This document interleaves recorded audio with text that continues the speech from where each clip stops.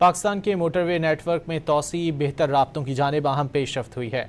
SIFC के ताउन से पाकिस्तान में मोटरवे नेटवर्क की तोसी और ट्रांसपोर्ट इंफ्रास्ट्रक्चर की बेहतरी का अमल जारी है। SIFC की मौसर इदारा जाती मावनत से समरियाल से खारियाँ और खारियाँ से रावलपिंडी मोटरवे मनसूबों पर काम तेज़ी से जारी है। इन मनसूबों का मकसद सफरी फासले कम करना, माल बर्दारी के निज़ाम को मज़ीद मौसर बनाना और मुल्क भर में इलाकाई राब्ताकारी को बेहतर बनाना है। M2LO और M12 और M13 मनसूबे मार्केटों तक रसाई और इक्तिसादी रवाबित बेहतर बनाने में माविन साबित होंगे। SIFC के मुताबिक मोटरवे नेटवर्क की तोसी पाकिस्तान में माशी इंज़िमाम, सनती तरक्की और इलाकाई राब्तों के फ़रोग के वसी विजन का हिस्सा है।